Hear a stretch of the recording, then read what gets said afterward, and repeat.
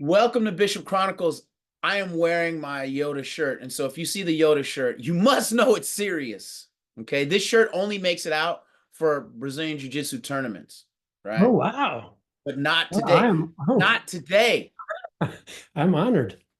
Okay. This is coming out because we have a supreme, awesome guest on. And he's a great philosopher and a great friend. And we are going to talk about philosophy in depth. I have the one and only Greg Watkins. Sir, thank you for joining me on Bishop Chronicles. I'm so excited. You have no idea. My pleasure. How are you doing today? You're looking very philosophical, by the way. You got the Oh, because I glasses, got the the glasses and nose. I see the the hands book. there. Look at the books. Do you have any tea? Is there any tea in the mix? What's going on with tea? Can I do a pipe? Is a pipe okay? A pipe would be good. I'm getting one with wooden for bubbles, though, just so I can blow bubbles. I think I'm gonna start taking that to my lectures. You know what I mean? Just to lighten the mood. Um, how are you doing? And thank you for Yeah, I'm being on doing Bishop. good. Yeah, doing good. Yeah, I go to the Y to play basketball twice a week. So I had my run this morning. That always Are you good at basketball? be in a good mood. No, I mean Kind of tall. I could see you. I could see you having game. this is it's an old guy's game that I'm playing in. And if you leave me open mid-range, I could probably hit the shot. So that's My man, that's a lot of ifs. better than me. All I can do is get reads and pass them back out. I can't make a shot for my life. I always get picked for basketball first once, and then they're like, "This fucking guy's horrible. Right. Well, why is he here?" And then I'm just relegated to the dungeon.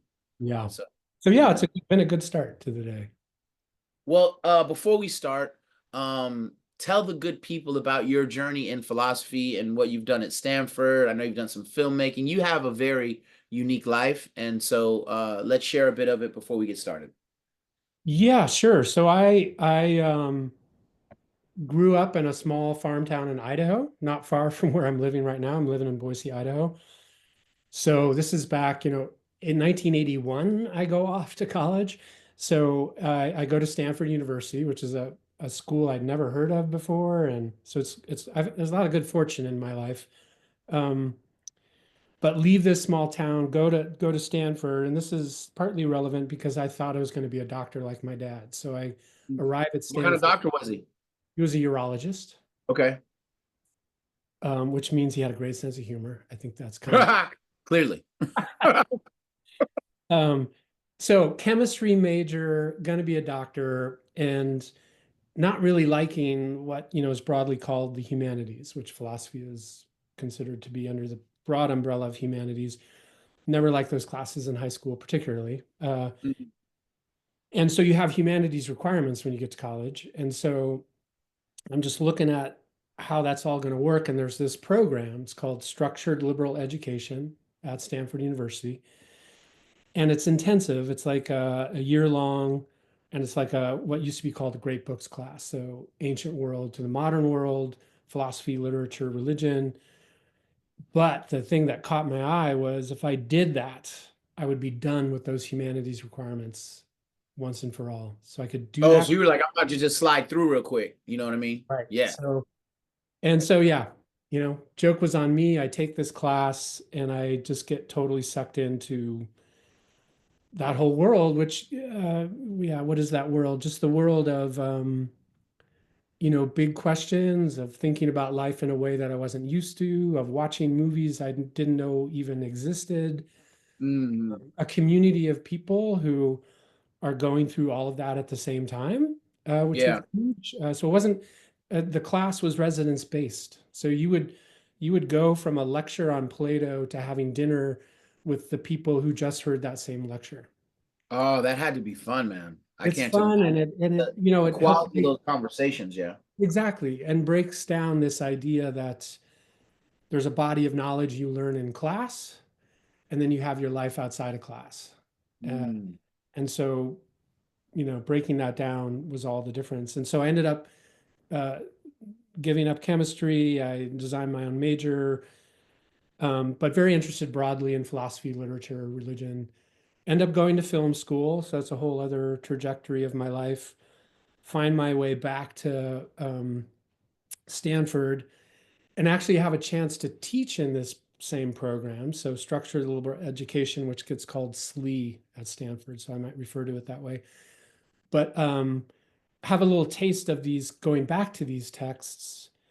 And I'm like, this is where I need to be. So I'm like, I need a PhD to have this career. And I get a PhD at Stanford in religious studies. So which is mostly kind of comparative religion, and in a way, philosophy in its truest sense. I think the overlap of philosophy and religion is considerable if you look at things the right way. Um, and then because I got that PhD, and then I had the good fortune to get a job teaching in that same class. So I'd gone from trying to get out of humanities requirements as an 18-year-old to being back in that program teaching other 18-year-olds, which I did for 20 years. Um, and now, as you know, Adisa, 2 years ago, I stopped teaching in the class directly, but I've have a special project with that class, which is to try to bring a similar curriculum, a similar classroom experience to high school students across the country. So I create a curriculum which includes ADISA, which is a video flipped curriculum, and the students work through it, and I show up once a week on Zoom with some Stanford undergraduates, and we talk philosophy. So that's what I'm doing now. That's really cool, man. That is really cool. And I think that when we look at America these days, um, I see a lot of things that I think are beautiful about where where America appears to be heading philosophically. Like, you had the rise of Jordan Peterson, and that kind of led to new discussions around Stoicism. Um, but he's complicated. Yes. And then you see, Joe Rogan and lots of different people kind of um, spouting fragments of Stoic philosophy, things from Epictetus, things from Marcus Aurelius, things from Seneca, right? And it appears to be cool. Then you have a greater push that comes, I think, in the form of um, oh man, why am I blanking on his name? The guy that did Obstacle is the Way, Ryan. You know who I'm talking about. Obstacle is the Way, Ego is the Enemy, Courage is Calling, all Yeah, these no, amazing no. books. So he is just killing it in philosophy right now, and he brings Stoicism to a lot of young people. His last name is Ryan, and I look at his stuff all the time. He does the Daily Stoic. Like I can tell you Oh, everything but yeah, his yeah, name. right, right, right. But he's absolutely amazing. Yeah, Actually, let me go on my phone and pull his name up because this just feels disrespectful. But his books are amazing, and actually, his first book that I read was Obstacle as the Way. That was my introduction to Stoicism in book form. yeah, Ryan Holiday. Ryan Holiday. So yeah, this guy is cool. Courage is Calling. All this stuff. yeah, Ego is the Enemy. I mean, tons of books, right? On all this stuff. And he's a fantastic storyteller, which I think is his gift. Is it's yeah, not just he's talking about Stoic ideas, he's kind of illustrating the Stoic ideas through stories of anybody from, say, Toni Morrison to Babe Ruth to, you know what I mean? Tons of people showing these fragmented moments of Stoicism. right. So I say all of that to say, like, what do you think is the state of philosophy in America today? Like, where is it? Is it really, really appreciated? Is it hardly appreciated? Like, how do you view it? Yeah, well, so I need to come at this through a slightly different angle because like I know about the things you're talking about as a cultural phenomena, um, and you know more about those things than I do, in their details. My perspective on it is trying to bring a philosophical mindset to these high school students. And so the cultural angle I have on this question generally is that young people are being very underserved by our education system generally in terms of having the opportunity to think about life's real questions, whatever, however you want to talk about it. I mean, when I put this curriculum together for the high school students, I do some things that don't happen at the class at Stanford. It's just a little more structured introduction. Um, and I start with the word philosophy itself. So the etymological roots of that word is philosophy is a kind of love or something, a kind of passion, and it's an emotion. And then Sophia as wisdom. And that's a word, we use a lot and we're familiar with wisdom. But if you try to break wisdom down, which I try to do with the students, wisdom is a skill, really, right? Like it's a skill about navigating life. How will I navigate life? And the lover of wisdom is the person who's passionate about figuring out how to do life well as a skill. My youngest daughter, Erica, who, yeah, you've met Adisa.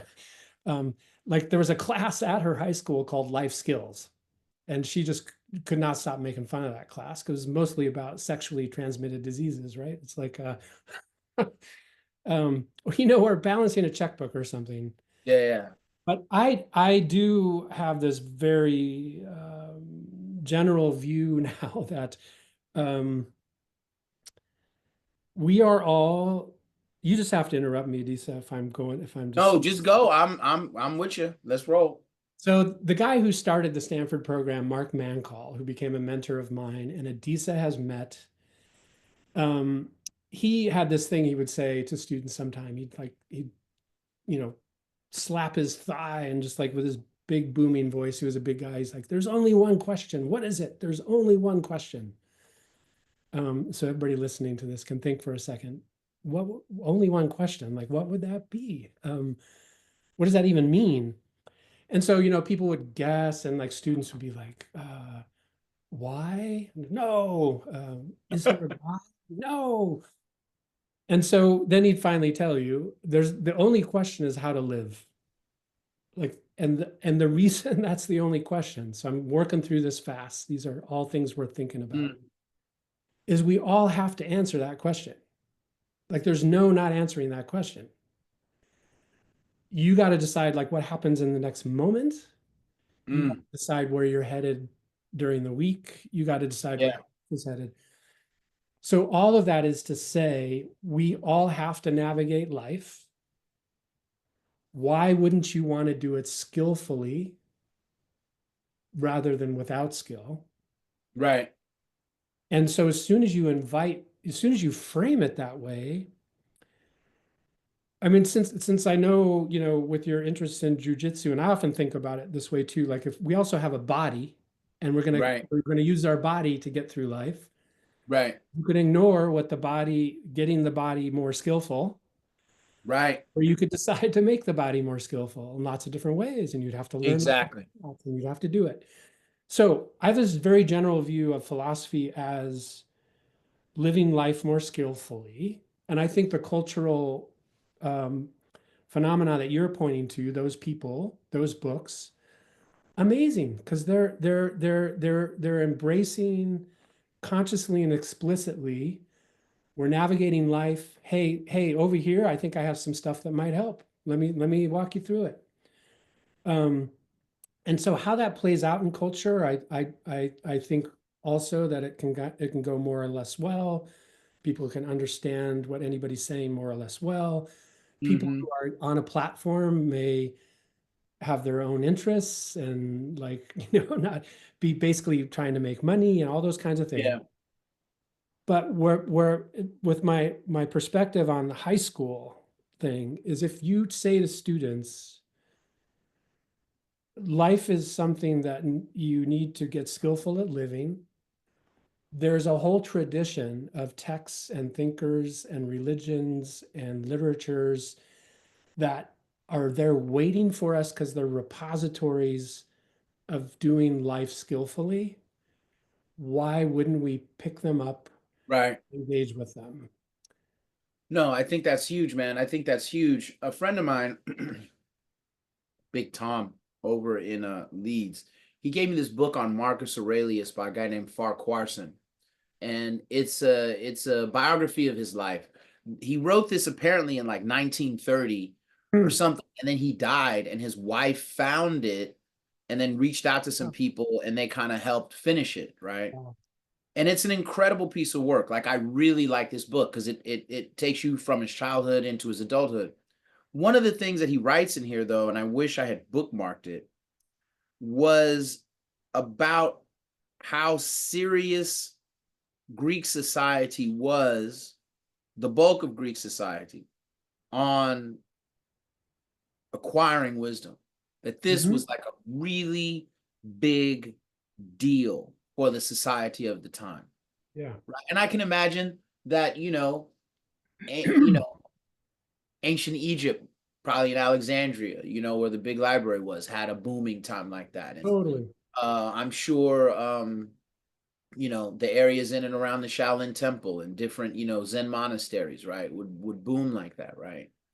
And I said to myself, I'm not sure that America has ever seen that boom, Right. right? Where wisdom is like the clutch goal for all of its citizens, and that Right. the society opens the door for that. And it Right. kind of, I didn't want to be negative, but like it kind of made me mourn the potential of what we have here.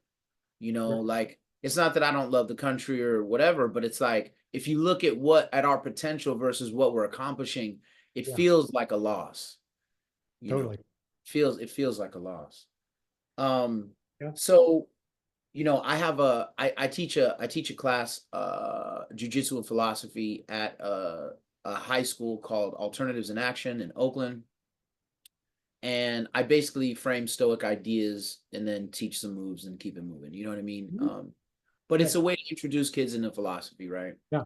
And one of the things that I believe we get wrong in American education is this idea that we have to wait until college to talk to kids about Socrates. This idea that we have to wait until college to talk to them about Confucius and all of these other amazing thinkers from around the world.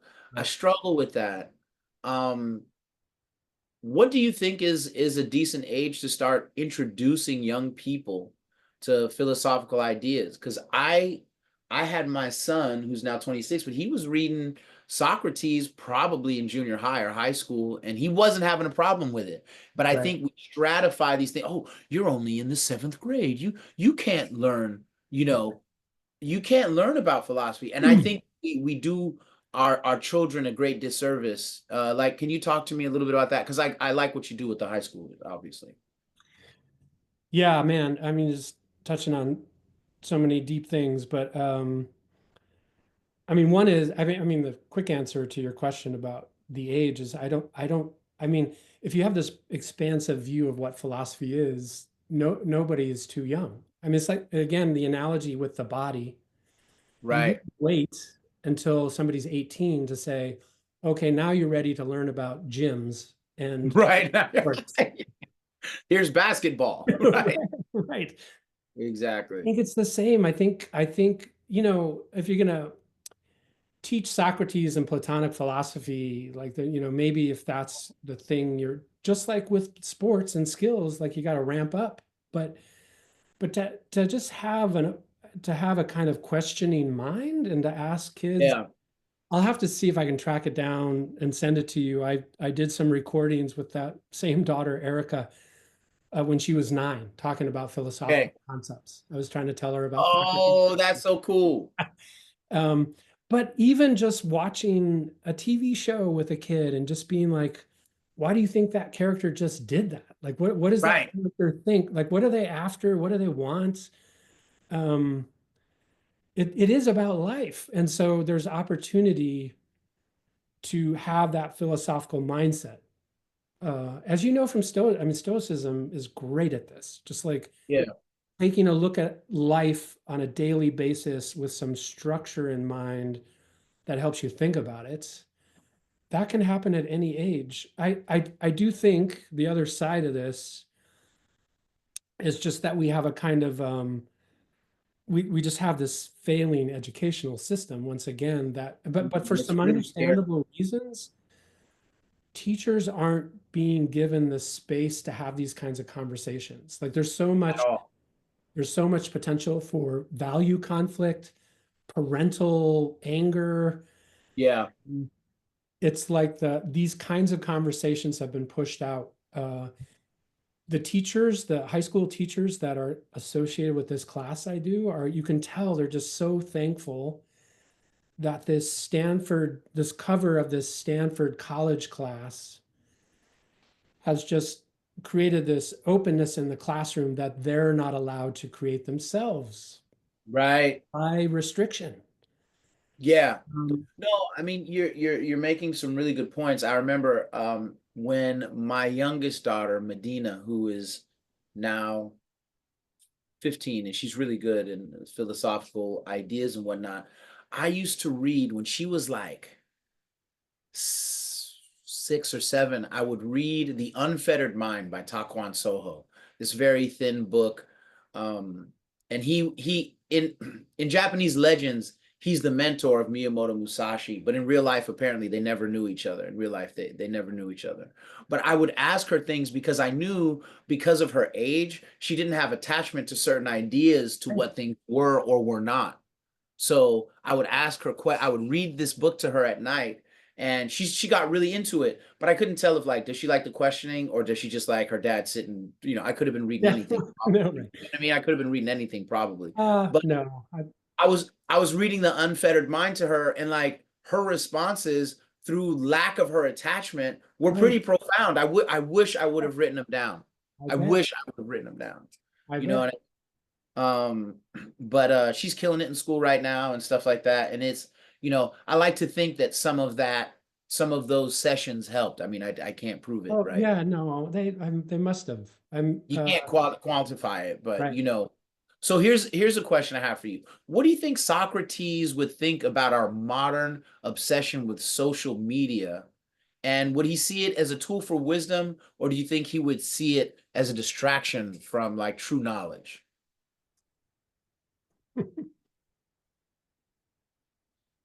I mean, well, so I have to maybe make sure I think of uh, inhabit the Socratic worldview, but I mean, as a first reaction, there are a lot of things that can be for better or worse. It's a tool, right? It's a tool of communication, and I think probably lots of good things happen as a result. Um, I mean, it's a little bit related to.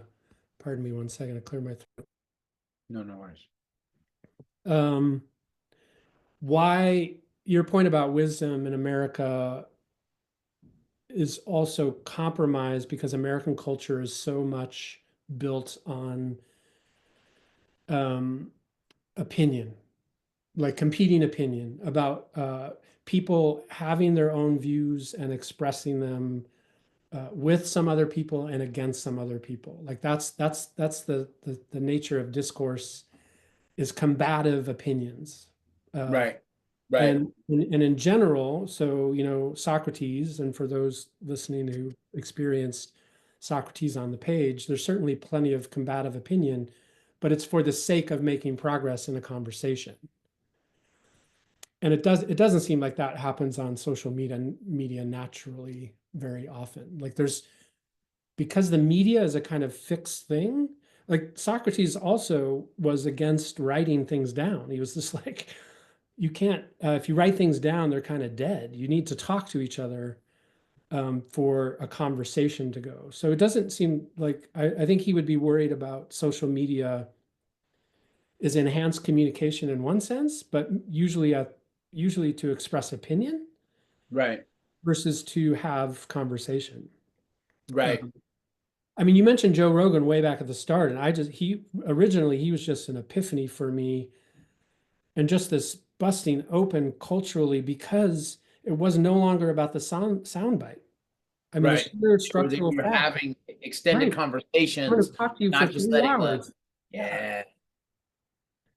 So Yeah. I think that would be concerning to Socrates is Um, the brevity and the lack of conversational. yeah, the lack of opportunity for mutual depth. Yeah. Um, I think that sometimes, like when I talk to people and say that, oh, I consider myself an aspiring stoic. I don't believe I'm a stoic, right? Like I aspire to embody the virtues of wisdom, right? Of courage, right? Of temperance, right? Of justice, right? But I know that I'm not in complete control of myself at all times in all situations, right? So I consider myself an aspiring stoic. I don't think I'm a stoic person, so to speak, right? Um, but I think that even when you say stuff like that, or if you mention Socrates, like you can see, I think sometimes people have a quiet internal recoil that you can see. They're kind of like maybe you're a weirdo, and I could be a weirdo. I don't know, but I just think that like because of everything you talked about in regards to the sound bites and the shortening, right? Like we have a time right now where a lot of Americans, especially kids, they don't even have the focus to read a book, like to read a book because they need the video. Because even to read the caption under the video is too much work. I find that to be like a national emergency. I Literally, it's a I national agree. emergency. Yes. Also, and this is a personal pet peeve, most Americans now, especially kids, don't even use cursive, which is not only proven to improve mental function, Right. is the script that the Constitution was written in. Right. And so now we have going forward generations of Americans that will be unable to read their own Constitution because they can't even write in the script it was written in. That is frightening, bro. I agree. Frightening, right? I, yeah. So in the midst of this, this quiet internal recoil, my question for you is there a single insight from ancient Greek philosophy that you think would most improve people's lives today if they really understood and applied it? Like, what would that be? What would that look like to you?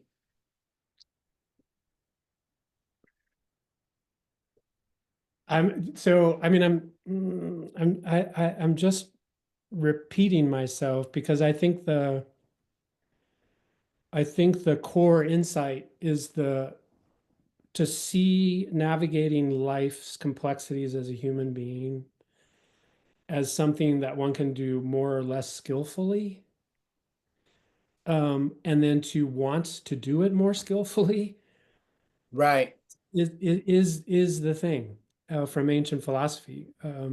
Because and then as soon as you look at any particular philosopher, they're going to start to have their own views about what skill looks like and how you cultivate it, and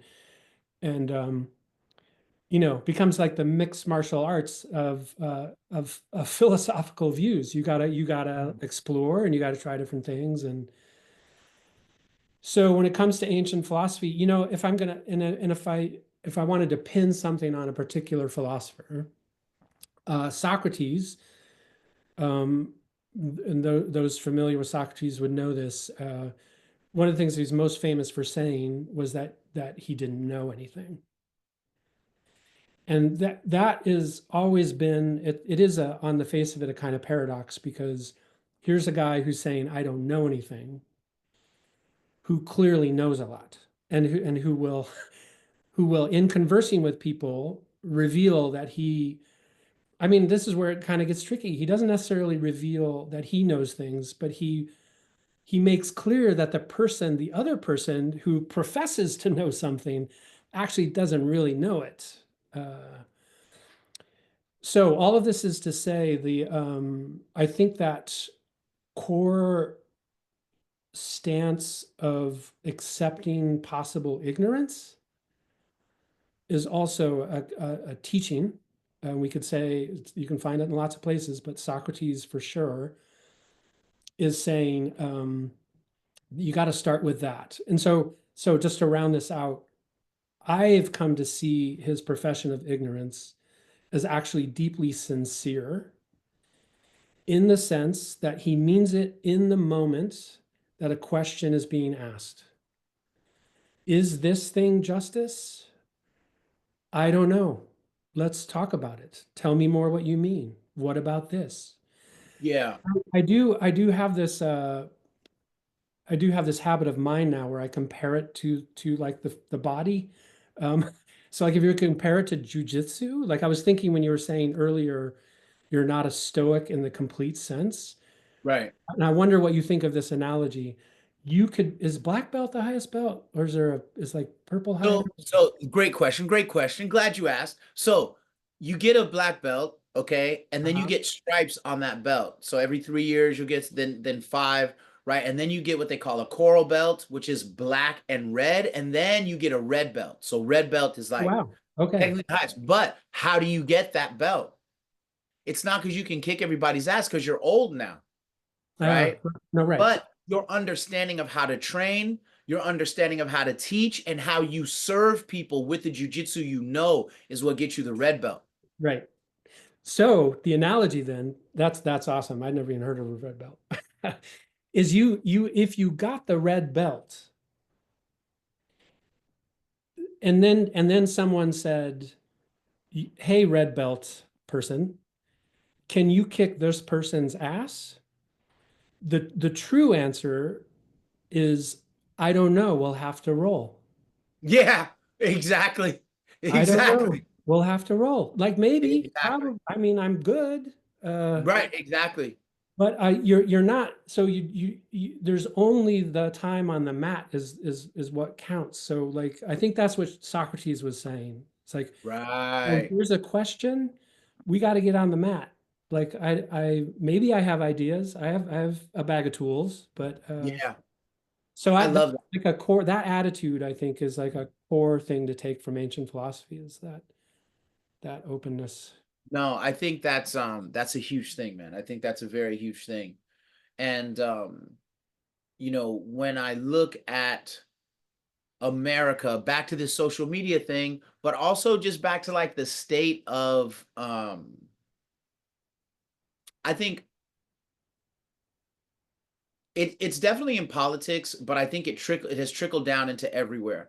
Like I remember, let's say 2017, 2018, like pre-pandemic, if someone from the hard right came to UC Berkeley, that campus would be chaos. There were helicopters, tear gas, right? All of this stuff.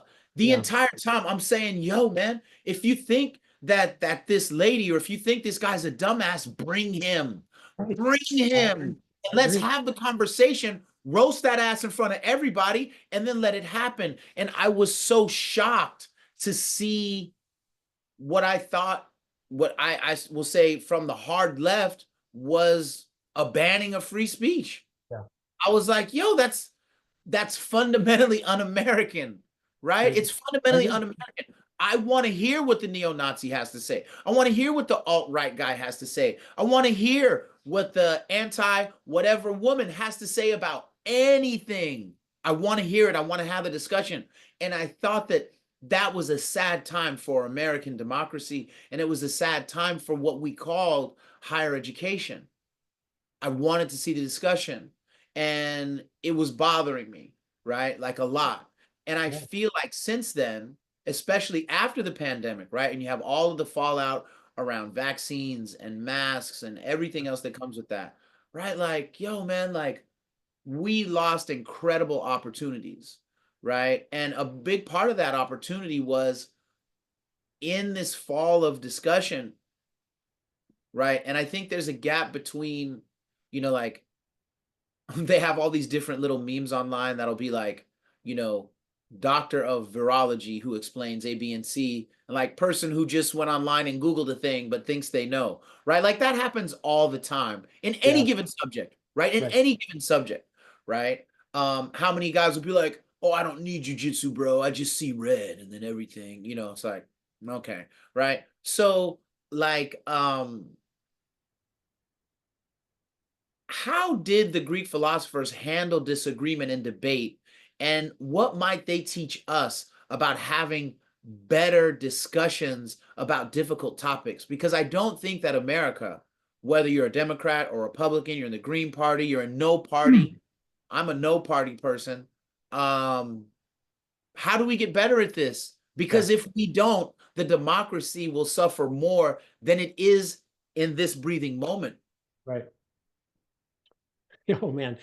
Yeah, well, so I don't have the solution, but and so and but I have, and I have a But like, perspective. but like, how do you think the Greek philosophers handled disagreement and debate? Let's talk about that, and then what could they teach us about having better discussions? Right. And so yeah, and that's a great question.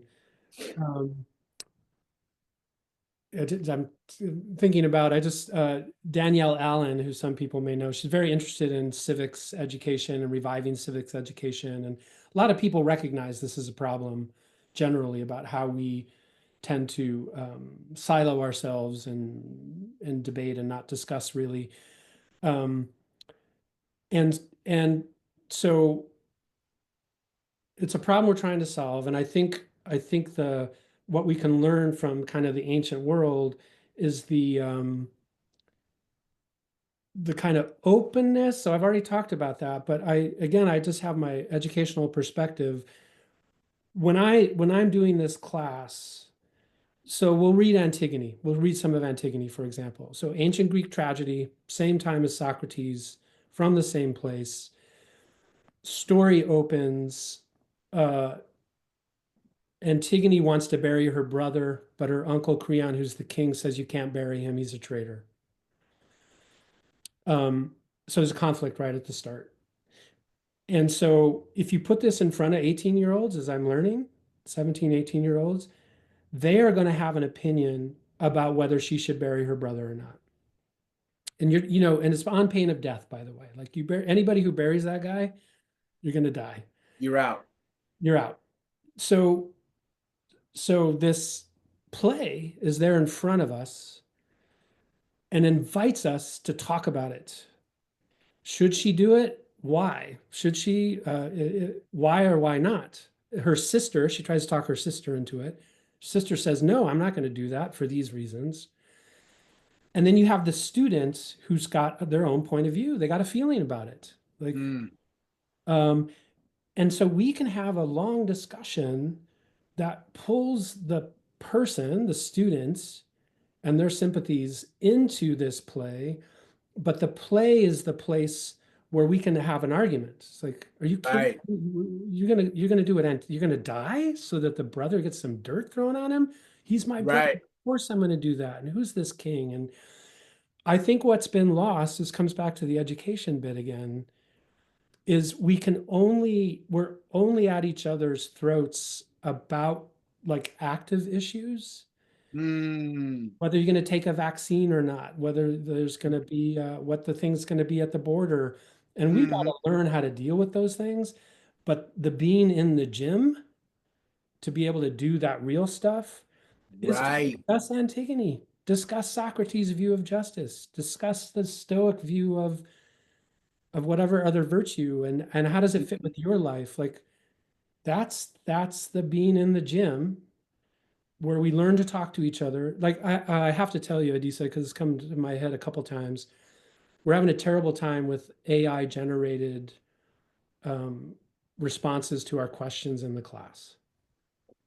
And so we say in the class, we say it loud and clear many, many times. When we ask you a question, like we give them this two sentences from Confucius about if your father stole a sheep, would you like turn him in or not? So it's like this little confusion. Right.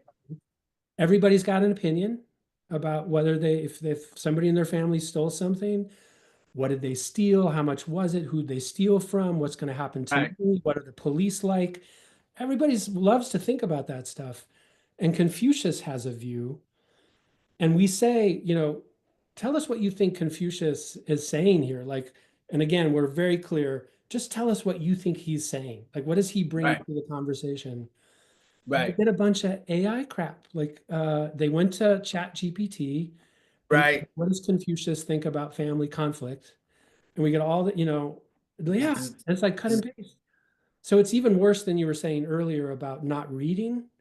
Mm. Uh, now let me be clear. A Because they're lot not allowing themselves to even play with the idea. about two sentences, Right. and but also I think they've been trained by the educational system to not think. Like they've had to jump through hoops so many times, give us the answer we want, at this sudden new experience of no, Yeah, really just tell us what you think. And a lot of students jump at it. They're great at it. They're like, my God, you're asking me what I think? I'll tell you what I think of Antigone. But right. there's a bunch of them are just like, oh yeah, no, I'm not used to doing that. Let me go to Chat Let me GPT. just pull it up from here. Yeah, it's really sad, man. It's really sad. And I think that's also why, like, even in this class that I do in Oakland, like when I ask, like, what is justice, right? It's a stoic virtue. What is justice? And no one spoke literally for almost 5 minutes. And I was like, I will sit here Good in for dead you. ass silence until someone says something. Good for you. And then someone said, justice is power. And I said, that's cool, but it's not justice. It's close. Like power is how you would enforce justice, right? Do you have the power to enforce justice? But justice is different. How is justice different? And so we come through it, and then we started having a real conversation. But Right. I could see for everybody that was a very stressful moment, Right. And right? stressful because, Very stressful right. moment. And I said, it's okay if you get it wrong. This Right. is not a test of who you are, right? Like, just tell me what you think Yeah. about justice, Yeah. right? In the previous week, we had talked about balance, right? Temperance. Like, how do you have a balanced life? If you play Yeah. video games for 7 hours on the weekend, is that balance? What about working out? What about studying what you like? Throw school out the window. What do you like to study? Does it Nice. make sense if you did 6 hours on GTA, but you didn't, you know what I mean? You didn't do 20 squats in the course of 2 hours. You can't do that, right? You can't read for an hour and just take an hour off of GTA and start talking about balance. And what about your eating habits and stuff like that? That's Um, it's very interesting. It's very, education is not like that. I think that's why it's ultimately the key, the crux. It's the problem yeah, is man. slow. It's a slow solution. Yeah, very slow, very Time. slow. Takes And time. so I really like that you brought up Antigone because actually my next question, and I think you kind of answered it, but I would love because I believe you know many, or I would assume you know many, but the Greeks often use stories and myths to explore philosophical ideas, and I think that we've kind of gotten away from that as a society, especially with like the advent of like you know blow up cinema and like you know what I mean stuff whatever, right? And so like do you have a favorite philosophical allegory or a thought experiment from that era that still resonates today? Because like I notice like when I'm looking at Rumi and I'm looking at a lot of the things that I'll come across in the Islamic world and the African diaspora, that they just have amazing stories, and Yeah. I'm glued to these stories. And I don't know as many Greek stories as I'd like. So I was just curious, like if someone were to want to start looking into these stories or things that resonated with you, could you share something? Yeah, boy. That's a nice question.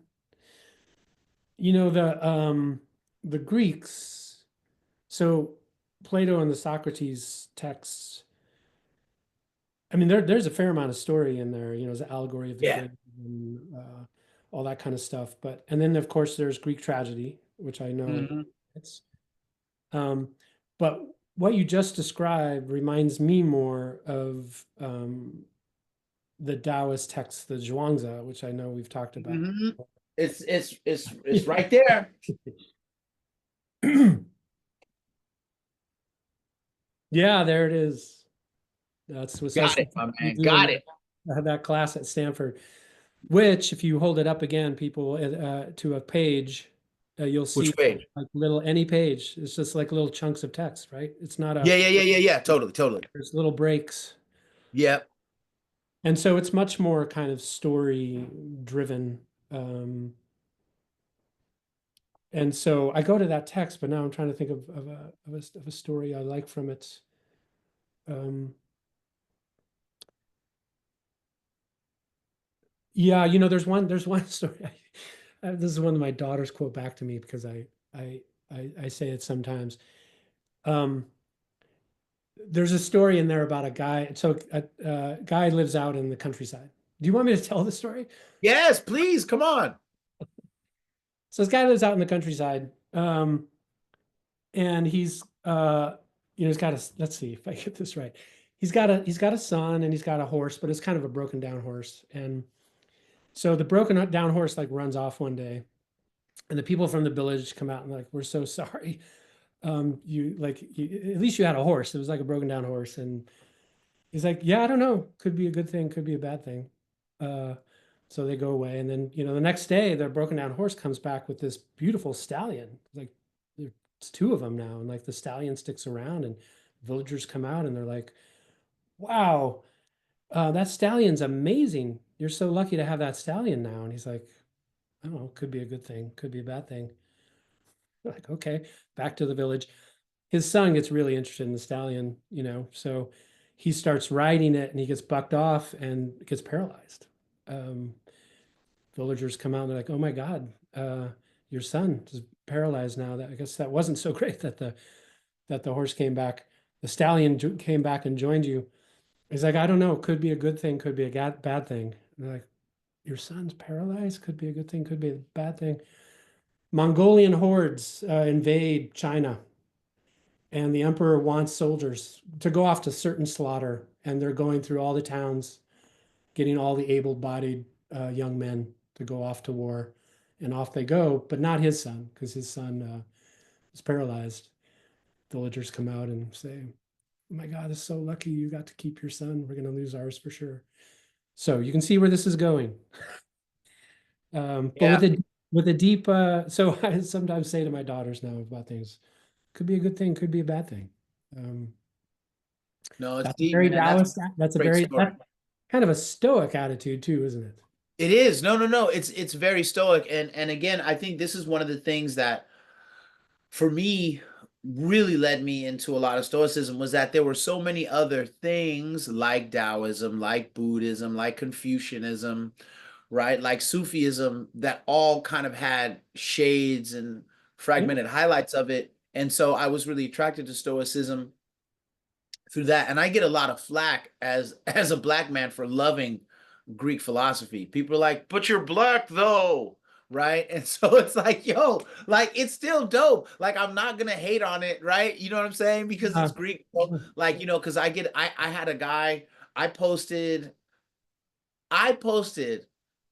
a few weeks ago when a lot of the ICE raids started, and I was like, look, uh I quoted Marcus Aurelius about this idea of just being just and don't worry about the consequences of being just, mm, right? And that when it came to the ICE raids, like if you're an African American, because I guess there was this thing like if you call this number and ICE grabs somebody, we'll pay you for it. And I was like, if you're black, don't have a hand in that. Like, don't have a hand in that because blacks and Latinos have a very unique history in the ghetto. We usually have each other's backs. This is not a time to start trying to get paid and be weird. And this guy gets on, this Muslim guy, and he's like, yo, man, why are you always quoting Romans like the Romans did, and the Greeks did, and like, there's so many other better sources that you could use to make your points. And I was like, did you just complain about the source of what I said? Like, you're not even debating the value of what I said. Like, what are you doing on this page right yeah. here? Question me about this. I was like, if you're even paying attention to my page, guess what? It's about Stoic philosophy, Right. right? That doesn't mean that I don't have a Sufi version or a Chinese version, a Taoist version, but this was what I'm here to talk about today. And you're not even arguing about the position. So Yeah. I don't know what you're complaining about, right? And so like I think in a time where lots of people with good reason feel exhausted by white supremacist ideas and whatnot, they can't separate the value of Stoic traditions against the backdrop of a wave of white ideas where they feel drowned out to have their own sense of presence and knowledge. I get it, but to the extent where a good quote from Marcus Aurelius can be so triggering, you can ignore the premise and just attack Marcus Aurelius or whatever. I just thought that was strange. And Right. so back to this idea about debate, right? Like, I don't care where the quote comes from. I'm interested in the quality of the quote, how relevant it is, how real it is, and if it's applicable in this moment, because this is the moment that matters. Yeah. And so I was kind of highly disappointed in that guy, and I let him know. But I mean, I think that like America, especially in these next 4 years, man, we're gonna be challenged a lot emotionally. We're gonna be challenged a lot socially. We're gonna be challenged a lot um, in a lot of ways, and we need to start working on ourselves within ourselves to be Yeah. better for ourselves and obviously the country, right? Ourselves, the community, and the country. Right. Um, before we go, I just wanted to share a book that I think you would like. It's called The Black Pearl: Spiritual Illumination from Sufism and East Asian Philosophies. If you've never seen this book, bro, I you've think you've got mentioned to. it to me before. Yeah, I got to get I it. may have mentioned it, man. It's so good. It's the guy's name is Henry Bayman, Bayman. Yeah. Okay. This book is, I mean, it's gold. So much stuff from the Art of War, so much stuff from different Taoist texts and Awesome. whatnot. And I Awesome. mean, it's great. The Black Pearl is gold, man. I just thought I will you get it. Yeah. would appreciate I'll that. say one quick thing about what you, with the previous point you made. Just Yeah. I think if you think about philosophy as a skill, it'll help you separate the skillful thinking, the thing that is being said, from the person who said it. Mm. Um, I mean, again, the analogy of jujitsu, like if you were to say in this moment, this move would be great, and somebody Right. said, "Wait, that move that horrible guy came up with? I'm not going to do that move." What? You're not going to do the move because that guy came up with it? Yo. Um, it's just as It's the thing. Yeah, no, no, no. It's true. It's true.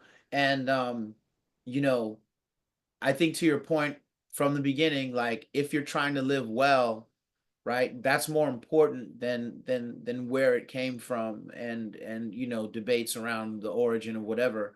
yeah, Um, it's it's uh it's a pretty wild time, and I'm happy to be living right now despite how crazy it is, because I feel like a lot of the stuff that I've been reading geared me up for it. Like I remember, when I'd be reading Socrates, when I called him Socrates, okay, 'cause I really didn't well, know what that. I remember I said something to my dad about Socrates, and I remember my dad laying on the bed. Listen, he said,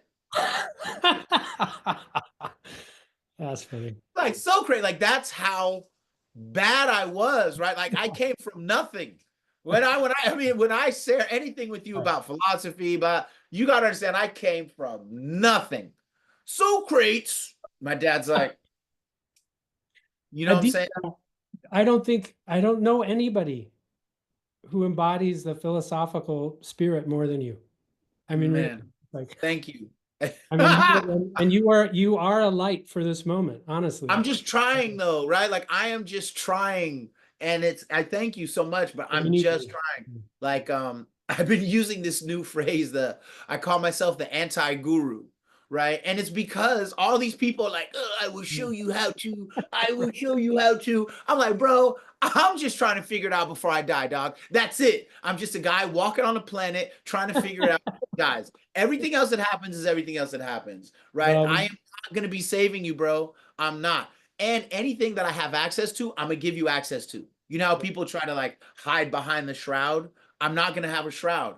yeah. Uh I got this from Worldly Wisdom, Confucian Teachings of the Ming Dynasty, J.C. Cleary here. That's where I got it from. It's not me. You know what I'm Yeah, saying? I right, don't right. I don't pretend, right? I don't pretend. And so no, I really appreciate you. I did have this one question for you. Hold on. Oh, what was this question? I thought about it when I woke up. I was like, oh, you should ask him. And now it's escaping me. Oh, you know what? I did. This is just random sharing. I posted on Bishop Chronicles on Instagram pictures that I took at the British Museum Yeah, um awesome. of like Socrates, Yeah. uh, uh, uh, uh, Zeno, and like some other people. Um, and so I wanted to ask, I really like, obviously the British Museum, they stole it all. They stole some amazing stuff. But what I'm saying is, um, like, what is your favorite museum for stuff that you've looked into in philosophy? Has there been a place that you've gone? Was there a particular museum that was really rocking for you? Because I love I'm going back, bro. I'm going back. Yeah. No, you're way ahead of me. You got to give me a tour. I haven't been to the British Museum. I can't think of a museum I've been to that's kind of got some kind of philosophical inflection. But We um, should go. yeah, when are you We going should back? go. And the other thing I'm trying to do is I'm trying to get to Italy to go see that very famous statue of Machiavelli, Niccolo Machiavelli. Oh, It's I just know. there's this beautiful statue of him. Yeah. I have to go get my own photo of that. I have to go get my own photo of that. Yes, How you much I do. love Machiavelli, You right. So yeah, man. Well, thank you for being on Bishop Chronicles. I appreciate you so much. I Um, really enjoy it. and thank you for sharing everything that you shared today. I always enjoy our conversations. And as the world gets crazier, I promise you'll be called on again. No, Yes. Okay. Well, keep you- up the good fight, man. We need you out there. All right, man. Thank you so much. And wait. If anybody wants to contact you, is there whether they should or like, no, I don't want to be contacted because I'm an introverted philosopher. Oh no, I'd welcome people contacting me. Probably my Gmail address. Can I just give an email Sure, address? sure, Yeah. sure, sure. So it is it's Film Greg, like so FILM is Hmm. on my movie film school days. Film Greg GREG at Hmm. gmail.com. Cool. All right, man. Thank you so much for being a part of this. I'm very grateful. Very Thanks grateful. for having me. Thanks a lot, Adisa. Hold on. Let me see if I get this right. Hold on. No, I don't want to. Hold on. I'm gonna call you because I'm about to mess this up. Okay.